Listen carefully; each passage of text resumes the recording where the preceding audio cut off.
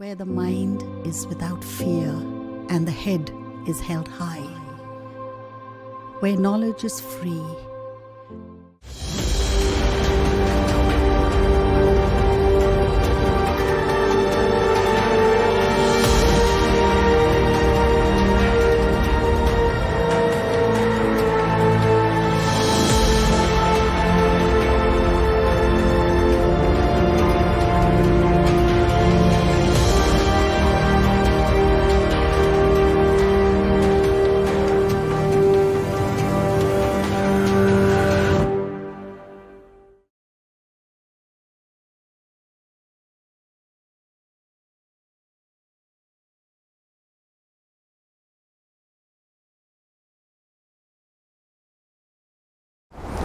প্রিয় ছাত্রছাত্রী, এই করোনা আবহে বিরূপ পরিস্থিতিতে মালদা জেলা প্রশাসনের উদ্যোগে যে টেলিভিশন ক্লাসের ব্যবস্থা হয়েছে, তাতে জেলা প্রশাসনের পক্ষ থেকে, জেলা শিক্ষা দপ্তরের পক্ষ থেকে এবং সমগ্র শিক্ষক সমাজের পক্ষ থেকে আমার এই বায়োলজি ক্লাসে তোমাদের স্বাগত জানাচ্ছি। তোমরা ইতিমধ্যেই জেনেছো যে বায়োলজি ক্লাস 12 এর 5টা ইউনিট রয়েছে এবং 5টা ইউনিটের মধ্যে 16টা চ্যাপ্টার আছে। আমরা একদম প্রথম থেকে শুরু করব। প্রথম যে চ্যাপ্টারটা রয়েছে সেটা হচ্ছে রিপ্রোডাকশন ইন অর্গানিজমস, অর্থাৎ জীবের জনন। আমরা আমাদের আলোচনা আজকে জীবের জনন দিয়েই শুরু করছি। জীবের জনন জানতে গেলে আমাদের প্রথম জানতে হবে জনন কি। জনন হচ্ছে একটি জীব পরিণতি লাভ করার পর তার স্বীয় সত্তা থেকে স্বীয় সত্তা বিশিষ্ট নিজের আকৃতির অনুরূপ এক বা একাধিক অপত্য জীব সৃষ্টি করা, তাকেই বলা হচ্ছে জনন। এক্ষেত্রে মাতৃজীব, অর্থাৎ যে জীবটি থেকে অপত্য জীব সৃষ্টি হচ্ছে তাকে বলা হয় মাতৃজীব, এবং যে জীব সৃষ্টি হয় তাকে বলা হয় অপত্য জীব। কোনো জীবই ইমর্টাল নয়, সমস্ত জীব মরণশীল। সুতরাং তাদের একটা নির্দিষ্ট আয়ুষ্কাল আছে। পুরো জন্ম থেকে মৃত্যু পর্যন্ত যে সময়কাল তাকে আমরা বলি আয়ুষ্কাল। এই আয়ুষ্কাল বিভিন্ন জীবের বিভিন্ন, যেমন মেফ্লাই 1 দিন, কাকের মোটামুটি 15 বছর, যেমন ধান গাছ 4 সপ্তাহ। আবার যদি আমরা বট গাছ দেখি তাহলে 200 থেকে 300 বছর, 500 বছর পর্যন্ত হতে পারে। সুতরাং আকৃতি বা আকার আয়ুষ্কালের সাথে প্রভাবিত হতে পারে না। আয়ুষ্কাল তার কতগুলো স্টেজ আছে, যেমন জন্ম, জন্মের পরে বৃদ্ধি, বৃদ্ধির পরে আর পরিণতি প্রাপ্ত হয়, পরিণত প্রাপ্তির পর তার জনন কার্য সম্পন্ন হয়, এবং জননের পর বৃদ্ধাবস্থা, বৃদ্ধ বা বয়স্ক, এবং মৃত্যু। এই স্টেজের মধ্য দিয়ে যায়। পরিণতি লাভ করলে আর জনন সম্পন্ন হয়। আমরা চলে আসি জনন প্রয়োজনীয়তা কী। জননের প্রয়োজনীয়তা বা জননের গুরুত্ব আছে। প্রথম কথা হচ্ছে যে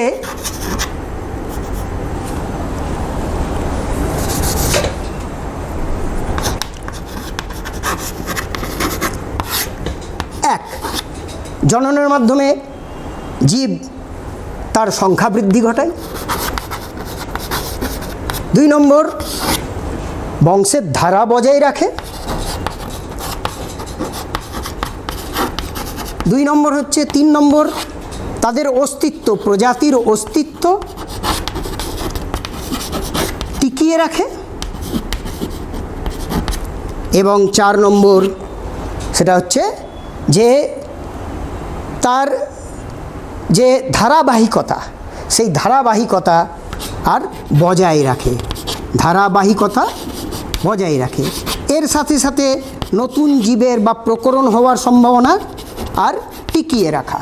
এগুলো হচ্ছে জননের প্রয়োজনীয়তা। আমরা আসব জনন কয় প্রকার। এক হচ্ছে জনন।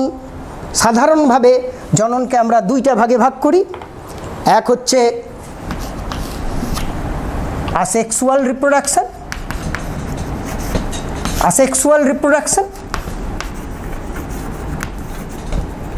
আর 2 নম্বর হচ্ছে সেক্সুয়াল রিপ্রোডাকশন। আসেক্সুয়াল বা অযৌন জনন এবং সেক্সুয়াল বা যৌন জনন, দুটো ভাগে আমরা ভাগ করি। সাধারণত দুটো পদ্ধতি, আসেক্সুয়াল এবং সেক্সুয়াল রিপ্রোডাকশন। আসেক্সুয়াল রিপ্রোডাকশন অর্থাৎ অযৌন জনন। অযৌন জনন কাকে বলছে? অযৌন জনন হলো যে জনন প্রক্রিয়ায় কোনো জননকোষ উৎপাদন এবং মিলন ব্যতিরেকেই যখন নিজের আকৃতিগতভাবে অর্থাৎ মরফোলজিক্যাল এবং জেনেটিক্যাল জিনগতভাবে একই রকম অপত্যজীব সৃষ্টি হয়, তখন তাকে আমরা বলি আসেক্সুয়াল রিপ্রোডাকশন বা অযৌন জনন। অযৌন জনন বেশ কয়েক প্রকার। অযৌন জননে প্রথম চলে আসি, অযৌন জননের বেশ কিছু বৈশিষ্ট্য রয়েছে। যেমন এক, অযৌন জননে মাতৃজীব একটি মাতৃজীব থেকেই অপত্যজীব সৃষ্টি হতে পারে। 2 নম্বর, এটি হচ্ছে সরল প্রক্রিয়া, অত্যন্ত সরল প্রক্রিয়া। 3 নম্বর, এক্ষেত্রে আর যে অপত্যজীব সৃষ্টি হয় সেগুলো আকৃতিগতভাবে মরফোলজিক্যালি এবং জিনগতভাবে প্রায় একই রকম হয়। জিনগতভাবে এই দুটোভাবে একই প্রকার হয়। এই হচ্ছে আর সাধারণ বৈশিষ্ট্য আসেক্সুয়াল রিপ্রোডাকশানের। আসেক্সুয়াল রিপ্রোডাকশান আমরা বিভিন্ন প্রকার অযৌন জনন সম্বন্ধে এখন জানব। আসেক্সুয়াল রিপ্রোডাকশান বা অযৌন জনন বেশ কয়েকটা ভাবে হতে পারে। আমরা চলে আসি, প্রথম হচ্ছে এক, ফিশন বা বিভাজন পদ্ধতি। বিভাজন পদ্ধতিতে কি আছে? এটা দুরকম হতে পারে। এক হচ্ছে বাইনারি ফিশন বা দ্বিবিভাজন,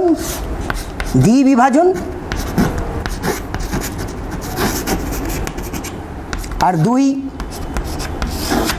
বহু বিভাজন। দ্বিবিভাজন আর বহু বিভাজন। দ্বিবিভাজন আবার কয়েক প্রকার। এক্ষেত্রে দ্বিবিভাজনের ক্ষেত্রে দুটো ভাগে ভাগ হয়, আর বহু বিভাজনের ক্ষেত্রে মাতৃজীব অনেকগুলো ভাগে ভাগ হয়। দ্বিবিভাজনের ক্ষেত্রে এটা অনেক রকম হতে পারে। সরল দ্বিবিভাজন, অনুদৈর্ঘ্য দ্বিবিভাজন, অনুপ্রস্থ দ্বিবিভাজন এবং তির্যকভাবে দ্বিবিভাজন। এই বেশ কয়েক ভাগে ভাগ করা যায়। আমরা আর আমাদের এই দ্বিবিভাজন প্রক্রিয়া আমরা একটু ছবির মাধ্যমে দেখার চেষ্টা করি। দ্বিবিভাজন প্রক্রিয়া, প্রথম সরল দ্বিবিভাজন প্রক্রিয়া, যেমন অ্যামিবাতে দেখা যায়। অ্যামিবার ক্ষেত্রে কি আছে না, মাতৃজীব এটা যে কোনো তলে বিভাজিত হতে পারে। এই তলে যে কোনো তলে বিভাজিত হতে পারে। এক্ষেত্রে আর নিউক্লিয়াসটি দুভাগে ভাগ হলো এবং ধীরে ধীরে দুটো অপত্যজীবের সৃষ্টি হলো। এটা দ্বিবিভাজন। এটা যদি অনুপ্রস্থভাবে ভাগ হয় তাহলে অনুপ্রস্থ দ্বিবিভাজন। যেমন আর আমরা দেখতে পাই কী বলে অনুপ্রস্থ দ্বিবিভাজন, যেমন প্যারামেশিয়ামে দেখতে পাই। আমরা চলে আসি এবার অনুদৈর্ঘ্য দ্বিবিভাজন। অনুদৈর্ঘ্য দ্বিবিভাজন সাধারণত আর আমরা ইউগ্লিনায় দেখতে পাই। ইউগ্লিনার ক্ষেত্রে এই অবস্থা না থেকে এটা লম্বালম্বি বিভক্ত হয়, তার জন্য এটাকে বলা হচ্ছে অনুদৈর্ঘ্য দ্বিবিভাজন। তাছাড়াও তির্যক দ্বিবিভাজন দেখতে পাওয়া যায়। আমরা চলে আসি বহু বিভাজন। বহু বিভাজন যেমন প্লাজমোডিয়ামের ক্ষেত্রে, অনেক সময় আর অ্যামিবার ক্ষেত্রেও দেখতে পাওয়া যায়। অ্যামিবার ক্ষেত্রে যে বহুবিভাজন, সেখানে কি আছে, এক্ষেত্রে অ্যামিবা যখন অ্যাডভার্স কন্ডিশন অর্থাৎ প্রতিকূল পরিস্থিতিতে চলে আসে, তখন অ্যামিবার চারদিকে 3টে লেয়ার শক্ত আবরণ তৈরি হয়। এটাকে এনসিস্টমেন্ট বলে বা সিস্ট ফরমেশন বলে, এবং নিউক্লিয়াসটি বারবার বিভাজিত হয়ে ছোট ছোট কতগুলো নিউক্লিয়ায় বিভক্ত হয়, এবং সেগুলো পরবর্তীকালে আমরা সিউডোপোডিও রেণু বলতে পারি, এবং এগুলো যখন অনুকূল পরিস্থিতি আসে তখন সেগুলো জার্মিনেট করে নতুন অপত্য, অনেকগুলো অপত্য তৈরি করে। কখনো কখনো অ্যামিবার ক্ষেত্রে কি হয়, এই কি বলে এনসিস্টমেন্ট না হয়ে শুধুমাত্র ভেতরে কতগুলো নিউক্লিয়াস এসে নিউক্লিয়াস তৈরি হয়ে স্পোর ফরমেশন তৈরি হয়, তখন স্পোরুলেশন আমরা বলতে পারি। এই স্পোরগুলি বিভাজিত হয়ে বাইরে বেরিয়ে, মাতৃদেহ থেকে বাইরে বেরিয়ে নতুন অপত্য তৈরি হয়। অ্যান্টামিমাতে দেখতে পাওয়া যায়, অ্যান্টামিমাই যখন আর মানুষের লোহিত রক্তকণিকায় এসে পৌঁছায়, তখন এটা সাইজন্ট দশা প্রাপ্ত হয়। এই বহুবিভাজন দশাটিকে সাইজন্ট দশা বলে। বারবার বিভক্ত হয়ে নিউক্লিয়াস আর কতগুলো মেরোজয়েডস তৈরি করে। এই মেরোজয়েডসগুলি বাইরে বেরিয়ে এসে আর নতুন অপত্য সৃষ্টি করে। এই হচ্ছে, তাছাড়াও আর কি বলে, কখনো কখনো প্লাজমোডিয়ামের ক্ষেত্রে আর ট্রোফোজয়েড তৈরি করে। আর এইভাবে আর মাল্টিপল ফিশন বা বহু বিভাজন দেখতে পাওয়া যায়। আমরা এবার চলে আসি নেক্সট পদ্ধতি, 2 নম্বর হচ্ছে বাই ফ্র্যাগমেন্টেশন। আমরা বোর্ডে ফিরে যাই। পরবর্তী অযৌন জনন প্রক্রিয়া হচ্ছে আর ফ্র্যাগমেন্টেশন বা খণ্ডীভবন। খণ্ডীভবন সাধারণত দেখতে পাওয়া যায় সূত্রাকার কতগুলো অ্যালগি বা ফাঞ্জাই, ছত্রাক এবং শৈবালে। সূত্রাকার শৈবাল, সূত্রাকার ছত্রাকে আমরা এই ধরনের খণ্ডীভবন দেখতে পাই। সূত্রাকার শৈবাল বা ছত্রাকের দেহ প্রাকৃতিক উপায়ে হোক অথবা আর যে কোনো কারণে হোক, কৃত্রিম উপায়ে হোক, যখন কোনো কারণে খণ্ড খণ্ড হয়ে গেল, যেমন এই কোষটা নষ্ট হয়ে গেল, এই কোষটা যদি নষ্ট হয়ে গেল, তাহলে উপরের কোষ, নিচের অংশগুলো দুটো 2 ভাগে, অর্থাৎ যটা খণ্ড তটা নতুন নতুন অপত্য সৃষ্টি হয়। এটা হচ্ছে খণ্ডীভবন। নেক্সট যে পদ্ধতি সেটা হচ্ছে আর বাডিং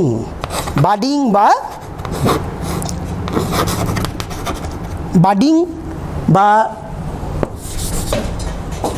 কোরকোদ্গম।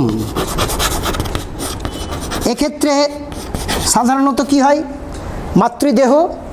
মাতৃদেহর একদিকে একটু উপবৃদ্ধি দেখা গেল।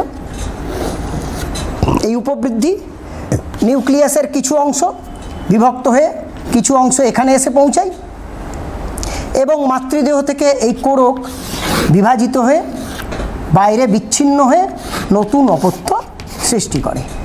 এটাকে বলা হয় বাডিং বা কোরকোদ্গম, যেটা ইস্ট বা হাইড্রাতে আমরা হাইড্রার ক্ষেত্রে দেখতে পাই। এই কোরকোদ্গম দুটো ভাগে ভাগ করা যায়, একটা হচ্ছে ইন্টারনাল বাডিং, একটা হচ্ছে এক্সটার্নাল বাডিং। আমরা একটু ছবির মাধ্যমে দেখার চেষ্টা করি। ইন্টারনাল বাডিং যেটা দেখতে পাওয়া যায় ইস্টে, হাইড্রাতে। এই এক্সটার্নাল বাডিং হাইড্রা এবং ইস্টে দেখা যায়। বাইরের দিকে কোরক তৈরি হয়েছে, কোরকগুলি মাতৃদেহ থেকে বিচ্ছিন্ন হয়ে নতুন অপত্য তৈরি করে। অনেক সময় এটা টরুলা জাতীয় একটা জীবের মতো দেখাই বলে এটাকে আর টরুলা দশাও অনেক সময় আমরা বলি। সাধারণত ইন্টারনাল বাডিং অর্থাৎ অন্তঃস্থ কোরকোদ্গম দেখতে পাওয়া যায় স্পঞ্জের ক্ষেত্রে, স্কাইফা, ইউস্পঞ্জিয়া এদের ক্ষেত্রে। এদের যে ভেতরের দিক থেকে আর যে কোরক তৈরি হয় তাকে আমরা গেমিউল বলি। গেমিউলের উপরের দিকে একটা মাইক্রোপাইল আছে এবং এখানে প্রচুর পরিমাণে নিউক্লিয়াস বিভাজিত হয়ে এগুলি বাইরে বেরিয়ে এসে নতুন অপত্য তৈরি করে। সুতরাং এটা হচ্ছে বাডিং পদ্ধতি। নেক্সট আমরা আসি, সেটা হচ্ছে আর বাডিংয়ের ছাড়াও আর যে পদ্ধতি আছে সেটা হচ্ছে পুনরুৎপাদনের ক্ষেত্রে আমাদের পুনরুৎপাদন যেমন প্ল্যানেরিয়া, চ্যাপ্টাক্রিমি জাতীয় জীবে দেখতে পাওয়া যায়। এক্ষেত্রে কি আছে না, যে জীব যেমন হাইড্রাতেও দেখতে পাওয়া যায়, জটা খণ্ড হচ্ছে, আমি ধরে নিলাম এখানে তিনটে খণ্ড হয়েছে, এই একটা খণ্ড, এই একটা খণ্ড এবং এই একটা খণ্ড। এই জটা খণ্ড তার থেকে আর নতুন অপত্য জীব তৈরি হয়ে যায়। এটা হচ্ছে রিজেনারেশন।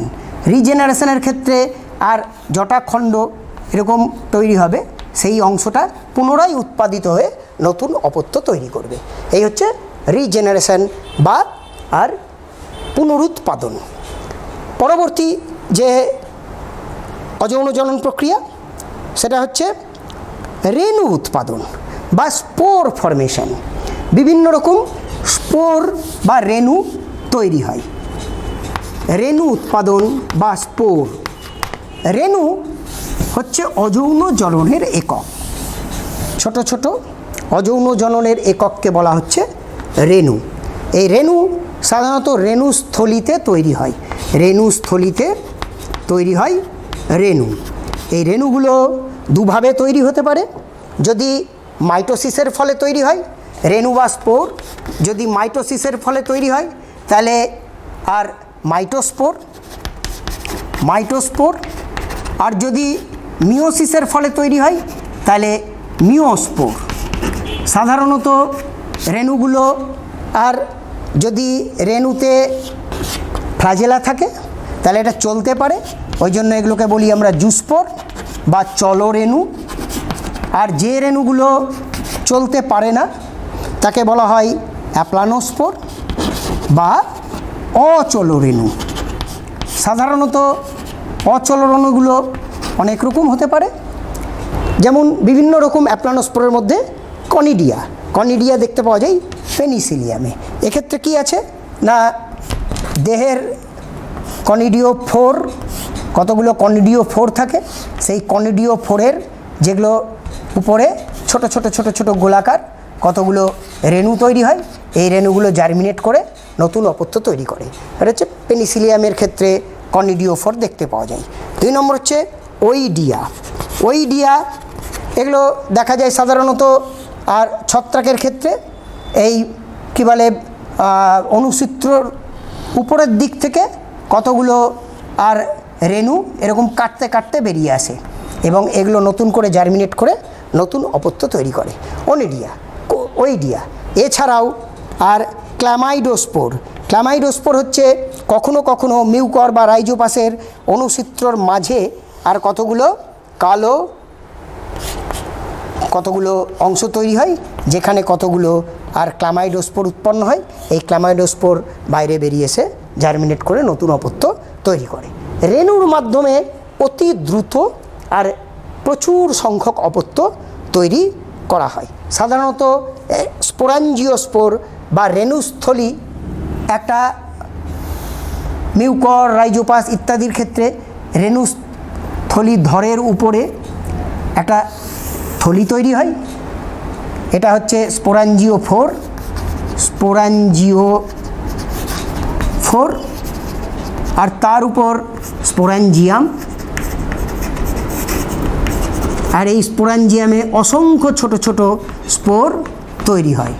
অনুকূল পরিস্থিতিতে এই স্পোরাঞ্জিয়াম বিদীর্ণ হয় এবং প্রচুর স্পোর বাইরে বেরিয়ে এসে নতুন অপত্য তৈরি করে। সুতরাং অযৌন জননের আরেকটা পদ্ধতি হচ্ছে আর রেণুস্থলী বা রেণু দ্বারা আর জনন পদ্ধতি সম্পন্ন হওয়া। নেক্সট আমরা আসি আর এক প্রকার অযৌন জনন, যেটা একটু অন্যরকম অযৌন জনন, যেটাকে আমরা ভেজিটেটিভ রিপ্রোডাকশান বা ভেজিটেটিভ প্রপাগেশন বলে থাকি। ভেজিটেটিভ প্রপাগেশন বা অঙ্গজ জনন। অঙ্গজ জনন বা ভেজিটেটিভ রিপ্রোডাকশান এটা এক বিশেষ ধরনের অযৌন জনন। অঙ্গজ জনন এটাকে আমরা বিশেষ ধরনের অযৌন জনন বলে থাকি। এটা সাধারণত উদ্ভিদ দেহেই দেখতে পাওয়া যায়। অঙ্গজ জনন, অঙ্গজ জনন বা ভেজিটেটিভ প্রপাগেশন কেন বলছি, তার কারণ হচ্ছে দেহের কোনো অঙ্গ, দেহের অঙ্গ বা অংশ মাতৃদেহ থেকে বিচ্ছিন্ন হয়ে কোষ বিভাজনের দ্বারা নতুন অপত্য যখন তৈরি করে, মাতৃদেহের অনুরূপ অপত্য সৃষ্টি করে, তখন তাকে বলি আমরা অঙ্গজ জনন বা ভেজিটেটিভ প্রোপাগেশন। ভেজিটেটিভ প্রোপাগেশনের জন্য যে অঙ্গগুলি আর ভেজিটেটিভ প্রোপাগেশন করে তাদেরকে আমরা বলি সাধারণত প্রোপাগিউল। প্রোপাগিউল এই অংশগুলোকে বলা হয় প্রোপাগিউল, যেমন মুকুল, মুকুল বা বিভিন্ন রকম ভেজিটেটিভ প্রোপাগেশনের অংশগুলো, এগুলো হচ্ছে প্রোপাগিউল। আমরা চলে আসি এবার নানা রকম অঙ্গজ জনন। অঙ্গজ জনন সাধারণত আর দুটো ভাগে ভাগ করি, একটা হচ্ছে প্রাকৃতিক অঙ্গজ জনন, প্রাকৃতিক, আর একটা হচ্ছে কৃত্রিম অঙ্গজ জনন। প্রাকৃতিক অঙ্গজ জনন অর্থাৎ প্রকৃতিতে যে আর সাধারণভাবে হয়ে থাকে যে অঙ্গজ জনন, এই জনন প্রক্রিয়ায় কী আছে না, মাতৃদেহ থেকে বিভিন্ন অঙ্গ বা অংশ বিচ্ছিন্ন হয়ে নতুন অপত্য তৈরি করে। এই প্রাকৃতিক অঙ্গজ জনন বিভিন্ন প্রোপাগিউলের দ্বারা হতে পারে, যেমন মূলের দ্বারা। মূলের দ্বারা প্রাকৃতিক অঙ্গজ জনন সাধারণত পটল, রাঙা আলু এদের ক্ষেত্রে দেখতে পাওয়া যায়। এগুলো অর্থাৎ মূলের থেকে মুকুল বেরিয়ে আসে এবং নতুন অপত্য তৈরি হয়। আমরা পটলের ক্ষেত্রে দেখেছি, রাঙা আলুর ক্ষেত্রে এরকম রাঙা আলুর বিভিন্ন অংশগুলো থেকে নতুন অপত্য তৈরি হয় মূলের দ্বারা। কাণ্ডের দ্বারা, কাণ্ডের দ্বারা হতে পারে। কাণ্ডের ক্ষেত্রে আর আমরা যখন দেখি এটা তিনভাবেই, অর্থাৎ ভূনিম্নস্থ, ভূনিম্নস্থ কাণ্ডের দ্বারাও হতে পারে, অর্ধবায়বীয় কাণ্ডের দ্বারাও হতে পারে এবং বায়বীয় কাণ্ডের দ্বারাও হতে পারে। ভূনিম্নস্থ কাণ্ডের ক্ষেত্রে যেমন বিভিন্ন রকম, যেমন স্ফীতকন্দ বা টিউবার, স্ফীতকন্দ।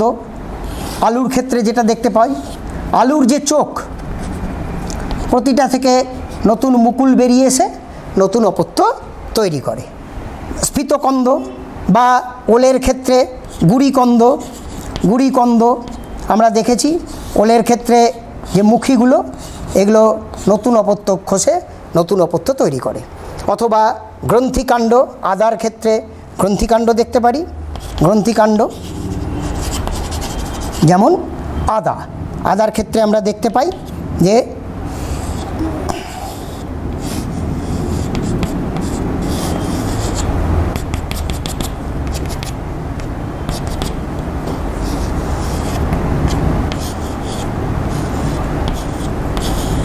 এই গ্রন্থিকাণ্ডের দ্বারা নতুন অপত্য তৈরি হয়।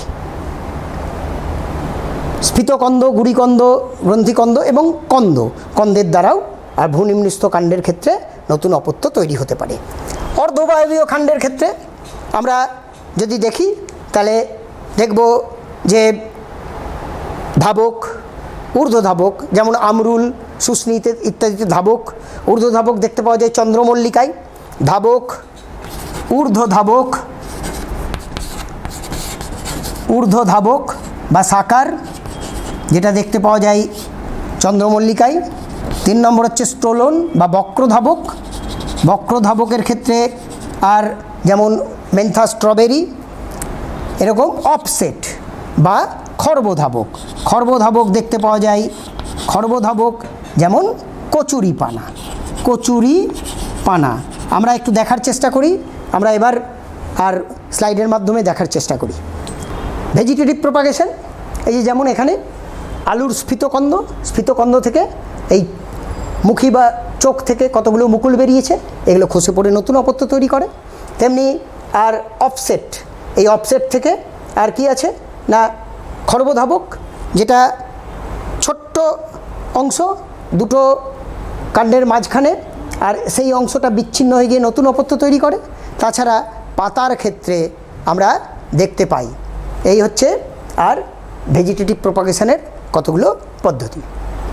এছাড়াও বায়বীয় কাণ্ডের দ্বারা আর অঙ্গজ জনন সম্পন্ন হয়। বায়বীয় কাণ্ড যেমন আখ বা বাঁশ ইত্যাদির ক্ষেত্রে যে আর গোড়ার অংশ আছে, এখান থেকে নতুন অপত্য তৈরি হওয়ার সম্ভাবনা থাকে। সুতরাং কৃত্রিম অঙ্গজ জনন, এই প্রাকৃতিক অঙ্গজ জননের মধ্যে কাণ্ডের দ্বারা এইভাবে অঙ্গজ জনন সম্পন্ন হয়। পাতার দ্বারাও আর অঙ্গজ জনন সম্পন্ন হয়। পাতার ক্ষেত্রে যেমন বিগোনিয়া বা ব্রায়োফাইলাম অর্থাৎ পাথরকুচি পাতার আমরা কিনারে আর বেশ কিছু মুকুল তৈরি হতে দেখি। এই মুকুলগুলো বিচ্ছিন্ন যদি হয়ে যায়, বিচ্ছিন্ন মুকুল থেকে নতুন অপত্য সৃষ্টি হয়। এটা হচ্ছে প্রাকৃতিক অঙ্গজ জনন।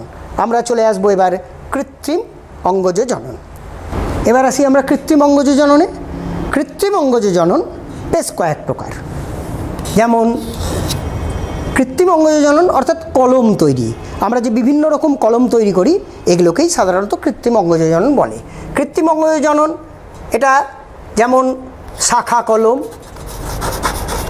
কলম, 2 নম্বর দাবা কলম, 3 হচ্ছে জোড় কলম, আর 4 গুটি কলম। এই 4 রকম কলম সাধারণত দেখতে পাওয়া যায়। শাখা কলম এটা হচ্ছে সবচেয়ে কমন কলম। এক্ষেত্রে গাছের কোনো শাখাকে কেটে আমরা সাধারণত যদি আমরা মাটিতে রোপণ করি, পুঁতে দিই, তাহলে কিছুদিনের মধ্যেই সেখান থেকে আর মূল বেরিয়ে আসবে। এবং এক্ষেত্রে যেমন গোলাপ বা চন্দ্রমল্লিকা অথবা আমাদের অন্যান্য লেবু ইত্যাদি গাছে আমরা শাখা কলম করে থাকি। 2 নম্বর হচ্ছে দাবা কলম সেই সব গাছের ক্ষেত্রে আমরা সাধারণত করি যেগুলো আর নমনীয় কিন্তু শক্ত ডাল। এরকম নমনীয় শক্ত ডাল আর গাছের ডালকে আমরা কি করি, মাটির নিচে দাবিয়ে ভেতরে ঢুকাই। মাটির নিচে দাবিয়েও ঢুকাতে পারি অথবা মাটি দিয়ে ভরাট করে নানা রকমভাবে হতে পারে। এই দাবিয়ে কিছুক্ষণ রেখে দিলাম, বেশ কিছুদিন রাখার ফলে এই অংশে মূল বেরোয় এবং এখান থেকে এটাকে কেটে নিলে একটা নতুন অপত্য তৈরি হয়। এটা হচ্ছে দাবা কলম। সাধারণত দাবা কলম আমরা আর কি বলে লেবু বা কুল ইত্যাদি উদ্ভিদে আমরা দাবা কলম করে থাকি। এরপরের অংশ হচ্ছে গুটি কলম। এটাও খুব কমন কলম। এক্ষেত্রে কি আছে না, আমরা কোনো গাছের শক্ত কিন্তু অনমনীয় ডালের ক্ষেত্রে আমরা এই ধরনের কলম করি।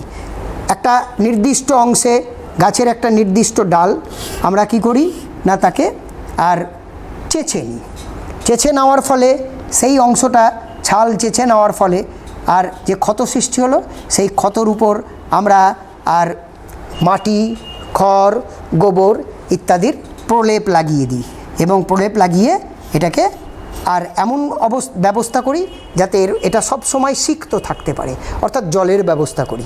যদি জলের ব্যবস্থা থাকে বেশ কিছুদিন পর এখানে আর মূল বেরিয়ে আসে, তখন এই অংশটা আমরা কেটে নিয়ে নতুনভাবে যদি লাগাই তাহলে কলম তৈরি হয়ে যায়।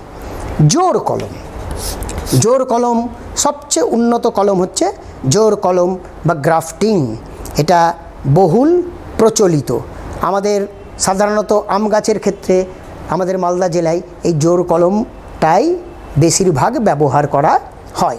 জোড় কলমের ক্ষেত্রে নানা রকম জোড় কলম আছে, যেমন ওয়েজ গ্রাফটিং। এক্ষেত্রে কি আছে না, আমরা আর ভিয়ের মতো করে কেটে নিলাম গাছকে এবং উপরের অংশকেও ভিয়ের মতো করে কেটে আর একসাথে খাপে খাপে বসিয়ে দিলাম এবং বেশ কিছুদিন এইভাবে আর বেঁধে রেখে দিলে আর সিক্ত রাখলে সাধারণত কি হয় না, এই দুটো জোড়া লেগে যায় এবং নতুন কলম। এর প্রসঙ্গে বলে নিই, জোড় কলমের ক্ষেত্রে দুটো গাছের প্রয়োজন হয়, যেটি আর মূল সমেত গাছ যেটি সাধারণত মাটির নিচে জল এবং খাদ্য সংগ্রহের জন্য দায়ী, তাকে বলা হয় স্টক। আর যেটি উপরে থাকে ফল ফুল ধারণ করে তাকে বলে সিয়ন সবসময় উন্নত মানের হওয়া প্রয়োজন এবং স্টক একটু অনুন্নত মানের হলেও কিন্তু একই প্রজাতির গাছ হলে ভালো হয়। এই হচ্ছে জোড় কলম, যেমন wedge grafting, crown grafting. Crown গ্রাফটিংয়ের ক্ষেত্রে সরু করে কেটে একটা বড় মোটা ডালে সরু করে কোনো অংশ আর যদি ঢুকিয়ে দেওয়া যায় সেখান থেকে নতুন অপত্য হতে পারে, এটা হচ্ছে ক্রাউন গ্রাফটিং। এছাড়াও আমরা যেটা করি সাধারণত আর দুটো একদম পাশাপাশি একটা দুটোই মাটির সাথে আছে এরকম গাছকে আমরা সাধারণত আর গ্রাফটিং করার ক্ষেত্রে ব্যবহার করি। যেমন একটি ডাল মাটির সাথে আছে এবং যেটি আমি সাধারণত সিয়ন হিসাবে ব্যবহার করব, সেই সিয়ন গাছ আর টবে একটু উন্নত প্রজাতির গাছ আমরা দুটোকে একসাথে আর শক্ত নমনীয় ডাল পাশাপাশি নিলাম, দুটোর দুই দিক চেঁচে নিই। ক্যাম্বিয়াম অবধি চাঁচতে হয়, কারণ হচ্ছে ক্যাম্বিয়াম টু ক্যাম্বিয়াম জোড়া লাগে। এই দুটোকে একসাথে আর চেঁচে নিয়ে তাদেরকে আর চেপে বেঁধে দেওয়া হয়, অত্যন্ত দৃঢ়ভাবে বেঁধে দেওয়া হয় এবং সেখানে একটু সিক্ত করার জন্য একটু জলের ব্যবস্থা করা হয়। এই অবস্থায় বেশ কিছুদিন পর এগুলো কি হয়, এই দুটো জোড়া লেগে যায়। ক্যাম্বিয়ামের সাথে ক্যাম্বিয়াম যখন জোড়া লেগে যায় তখন স্টকের সাধারণত স্টকের উপরের দিকটা কেটে দিলাম এবং সিয়নের নিচ দিকটা আমরা যদি নষ্ট করে দিই তাহলে এই গাছের এই অংশটা হয়ে গেল সাধারণত এখানে উল্টো হলো, স্টকের নিচটা, স্টকের উপরটা এবং সিয়নের নিচটা কেটে দিলে নতুন অপত্য তৈরি হলো। এইটা হচ্ছে জোর কলমের অংশ। এক্ষেত্রে সিয়ন উন্নত মানের থাকার জন্য উন্নত ধরনের ফল ফুল ধারণ করে। এটা হচ্ছে কৃত্রিম অঙ্গজ জনন জোর কলম। তাহলে কৃত্রিম অঙ্গজ জনন, শাখা কলম, দাবা কলম, জোর কলম, গুটি কলম, 4 রকম কৃত্রিম অঙ্গজ জনন দেখতে পাওয়া যায়। আমরা বিভিন্ন ধরনের আসেক্সুয়াল রিপ্রোডাকশান সম্বন্ধে জানলাম। আসেক্সুয়াল রিপ্রোডাকশানে বা অযৌন জননের সুবিধা কী, তাৎপর্য কী, সুবিধা এবং অসুবিধাটা কোথায় আছে? প্রথম কথা হচ্ছে অঙ্গজ জননের সুবিধা প্রচুর। কীরকম সুবিধা? যেমন এক্ষেত্রে সময় কম লাগে, অনেক কম সময়ে অসংখ্য অপত্য তৈরি হয়, সুবিধা। 1 নম্বর যে কম সময় কম লাগে। 2 নম্বর অসংখ্য অপত্য তৈরি হয়, কম সময়ে অসংখ্য অপত্য তৈরি হয়। 3 নম্বর আমরা আগেই জেনেছি যে এই অপত্যগুলি আর জেনেটিক্যালি আর মরফোলজিক্যালি আকৃতিগতভাবে এবং জিনগতভাবে হুবহু মাতৃজীবের মতো, তার জন্য গুণগত মান বজায় থাকে। এবং 4 নম্বর এটা হচ্ছে অত্যন্ত সরল প্রক্রিয়া। এগুলো হচ্ছে সুবিধা। কিন্তু এই অঙ্গজ জননের অসুবিধাও রয়েছে। অসুবিধাটা কি? 1 নম্বর অসুবিধা যে এক্ষেত্রে যেহেতু প্রচুর অসংখ্য অপত্য তৈরি হয় তার জন্য বেশিরভাগটাই অপুষ্ট হয়, তার ফলে অধিকাংশই নাও বাঁচতে পারে। এবং 2 নম্বর এক্ষেত্রে কোনো আর নতুন বৈশিষ্ট্য আসে না, নতুন বৈশিষ্ট্যর কোনো উদ্ভব হয় না। ফলে প্রকৃতিতে যদি কোনো পরিবর্তন হয় তাইলে আর তারা মানিয়ে নিতে পারে না, অবলুপ্তির পথে চলে যায়। এটা হচ্ছে আর অযৌন জননের সুবিধা এবং অসুবিধা। কৃত্রিম অঙ্গজ জননের কিছু সুবিধা আছে। কৃত্রিম অঙ্গজ জননের সুবিধাটা কি? কৃত্রিম অঙ্গজ জননের সুবিধা হচ্ছে যে এক্ষেত্রে একই রকম গুণগত মান বজায় থাকে, গুণগত মান হুবহু বজায় থাকে। 2 নম্বর হচ্ছে যে এক্ষেত্রে কি আছে না, কতগুলো উদ্ভিদ আছে যেক্ষেত্রে সাধারণত বীজ থেকে চারা গাছ পেতে অনেক দিন সময় লেগে যাবে। যেমন বাঁশ বা আখ এই সমস্ত বা আদা, এক্ষেত্রে আমরা অঙ্গজ জনন পদ্ধতি অনুসরণ করে থাকি। এগুলো হচ্ছে আর অঙ্গজ জনন পদ্ধতির কিছু সুবিধা, এবং অল্প সময়ে অসংখ্য উদ্ভিদ আমরা তৈরি করতে পারি। অসুবিধাটা প্রায় একই রকম, যে অসংখ্য উদ্ভিদ হওয়ার ফলে অপুষ্ট হতে পারে এবং নতুন বৈশিষ্ট্য আসে না। এটা হচ্ছে অঙ্গজ জননের অসুবিধা।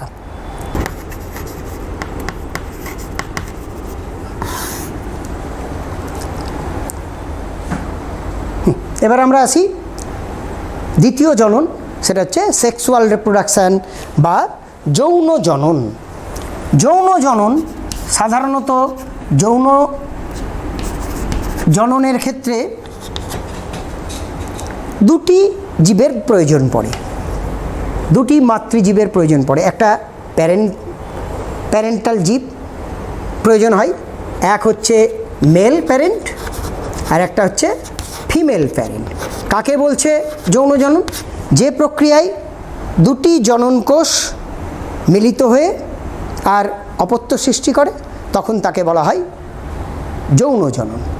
যৌন জননের ক্ষেত্রে আর মেল প্যারেন্ট এবং ফিমেল প্যারেন্ট মেল গ্যামেট এবং ফিমেল গ্যামেট সৃষ্টি করে এবং সেই গ্যামেটগুলি মিলিত হয়ে নতুন অপত্য তৈরি হয়। আমরা চলে আসি সেক্সুয়াল রিপ্রোডাকশান বা যৌন জনন। সাধারণত এটাকে আমরা দুই ভাগে ভাগ করি। এক হচ্ছে আর সিনগ্যামি, আর দুই কনজুগেশন বা সংযুক্তি, সংশ্লেষ। প্রথম হচ্ছে সিনগ্যামি। সিনগ্যামি কাকে বলা হচ্ছে? সিনগ্যামি হচ্ছে সাধারণত দুটি ভিন্ন প্রকৃতির গ্যামেট মিলিত হয়ে যখন নতুন অপত্য সৃষ্টি করে, তখন তাকে বলা হয় সিনগ্যামি। ভিন্ন প্রকৃতির গ্যামেট স্থায়ীভাবে মিলিত হয়ে যখন নতুন অপত্য তৈরি করে, স্থায়ীভাবে মিলিত হয়,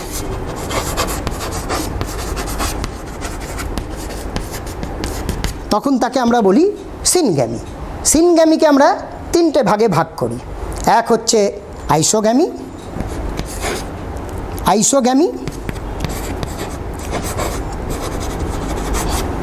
দুই অ্যানাইসোগ্যামি, তিন উগ্যামি। প্রথম চলে আসি আইসোগ্যামি। আইসোগ্যামির ক্ষেত্রে কি হয়? এখানে যে গ্যামেটগুলো মিলিত হচ্ছে আইসোগ্যামি। এক আইসোগ্যামিতে যে গ্যামেটগুলো মিলিত হয় সেই গ্যামেটগুলো মরফোলজিক্যালি এবং ফিজিওলজিক্যালি আকৃতিগতভাবে এবং শারীরবৃত্তীয়ভাবে একই রকম হয়। ওই জন্য এই গ্যামেটগুলোকে বলা হয় আইসোগ্যামেট। এক্ষেত্রে আইসোগ্যামেটগুলো যেমন ক্লামাইডোমোনাসের কতগুলো প্রজাতিতে আইসোগ্যামেট দেখতে পাওয়া যায়। এই আইসোগ্যামেটগুলো মিলিত হয়ে আর নতুন অপত্য তৈরি করে।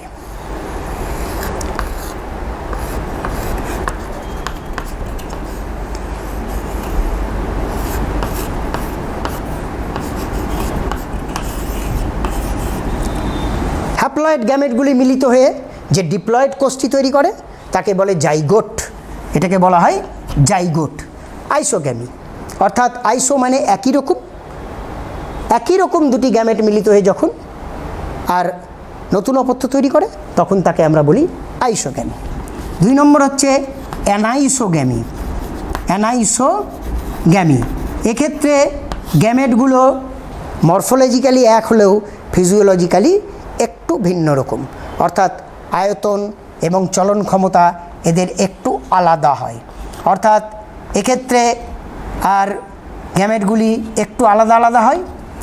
এই রকম গ্যামেটগুলিকে আমরা বলি অ্যানাইসোগ্যামেট বা হেটারোগ্যামেট। এই অ্যানাইসোগ্যামেট মিলিত হয়ে আর কি হয় না নতুন অপত্য তৈরি করে, জাইগোট ফর্মেশন করে নতুন অপত্য তৈরি করে, অ্যানাইসোগ্যামি। আর তিন নম্বর হচ্ছে উগ্যামি সাধারণত উন্নত ধরনের আর যৌন জনন প্রক্রিয়া। এক্ষেত্রে আর যে গ্যামেটগুলি মিলিত হয় তারা মরফোলজিক্যালি এবং ফিজিওলজিক্যালি আকৃতিগতভাবে এবং শারীরবৃত্তীয়ভাবে একদম আলাদা রকম দুটো গ্যামেট। সাধারণত বড় স্ত্রী গ্যামেটটি নিশ্চল এবং অনেক বড়, স্ত্রী গ্যামেট নিশ্চল এবং অনেক বড়, এবং পুং গ্যামেটটি সচল এবং ক্ষুদ্র। এই দুটো গ্যামেট পাশাপাশি মিলিত হয়ে কেমন আর জাইগোট ফরমেশান ঘটায়, এবং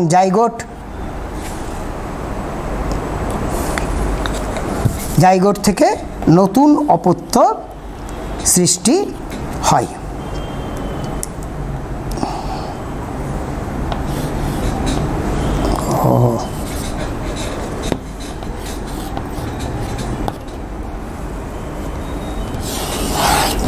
নতুন অপত্য সৃষ্টি হয়। এটা সবচেয়ে উন্নত ধরনের আর যৌনজনন প্রক্রিয়া। তাহলে আইসোগ্যামি, অ্যানাইসোগ্যামি, উগ্যামি। আইসোগ্যামিতে গ্যামেটগুলো একই রকম, আইসোগ্যামেট মিলিত হয়ে আইসোগ্যামি তৈরি করে, যেটা ক্লামাইডোমোনাসের বিভিন্ন ভলভক্সের বিভিন্ন প্রজাতিতে দেখা যায়। অ্যানাইসোগ্যামি সাধারণত আর মিলিত গ্যামেটদ্বয় ভিন্ন আকৃতির হয় এবং প্রকৃতি আলাদাভাবে থাকে। উগ্যামিতে সম্পূর্ণ দুটো মরফোলজিক্যালি এবং ফিজিওলজিক্যালি দুটো ভিন্ন প্রকৃতির গ্যামেট মিলিত হয়। এক্ষেত্রে স্ত্রী গ্যামেটটি নিশ্চল এবং পুরুষ গ্যামেটটি সচল প্রকৃতির হয়। 3 ধরনের যৌনজনন আমরা সাধারণত দেখতে পাই। এরপর হচ্ছে কনজুগেশন। এটা এক ধরনের যৌনজনন প্রক্রিয়া। এক্ষেত্রে আর সাধারণত দুটি গ্যামেট, প্রকৃত দুটো গ্যামেট না হলেও দুটো গ্যামেটের সম্পূর্ণ নিউক্লিয় পদার্থ মিলিত হয়ে আর নতুন অপত্য তৈরি করে। এক্ষেত্রে কি আছে না, কনজুগেশনের ক্ষেত্রে যেমন স্পাইরোগাইরা বা প্রাণীর ক্ষেত্রে প্যারামেসিয়ামে আমরা দেখতে পাই। এক্ষেত্রে দুটি স্পাইরোগাইরা পাশাপাশি, পরিণত দুটি স্পাইরোগাইরা পাশাপাশি আসে এবং তাদের মধ্যে পরবর্তীকালে স্ফীত অংশ তৈরি হয়। এই অংশে স্ফীত হয় এবং স্ফীত অংশ দুটি মিলিত হয়। প্রথমে এই মিলিত হলো, মিলনের পর এই স্ফীত অংশটি আর নষ্ট হয়ে গিয়ে নালী তৈরি করে। এইটাকে তখন আমরা বলি আর সংশ্লেষ নালী। এই সংশ্লেষ নালী পথে একটির সম্পূর্ণ নিউক্লিয় পদার্থ অপরটির সাথে মিলিত হয়ে একটা ডিপ্লয়েড কোষ তৈরি হয়, যেটাকে আমরা বলি জাইগোস্পোর। এই জাইগোস্পোর জার্মিনেট করে নতুন অপত্য তৈরি হয়। প্যারামেসিমিয়ার ক্ষেত্রেও একই রকমভাবে আমরা কনজুগেশন দেখে থাকি। তাইলে যৌন জননের ক্ষেত্রে দুরকম পদ্ধতি আছে। সিনগ্যামির তিনটে পদ্ধতি, আইসোগ্যামি, অ্যানাইসোগ্যামি, উগ্যামি এবং কনজুগেশনের ক্ষেত্রে আর সংশ্লেষ নালী তৈরির মাধ্যমে একটির সম্পূর্ণ নিউক্লিয় পদার্থ অন্যটির সাথে মিলিত হয়ে নতুন অপত্য তৈরি করে, যেমন স্পাইরোগাইরা, প্যারামেসিয়াম ইত্যাদিতে দেখা যায়।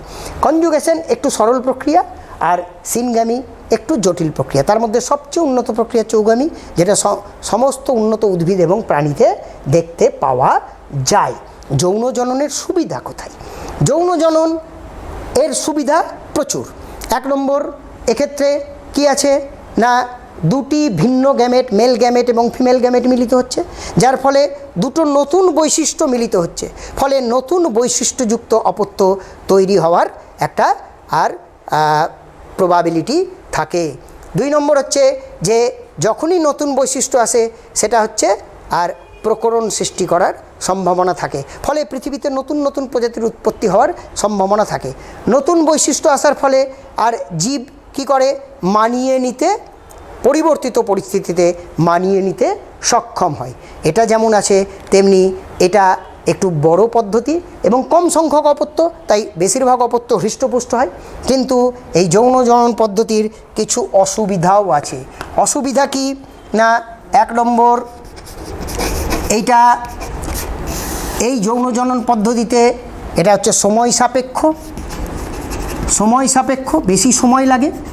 2 নম্বর, 2 ধরনের গ্যামেট প্রয়োজন আছে, মেল গ্যামেট আর ফিমেল গ্যামেট।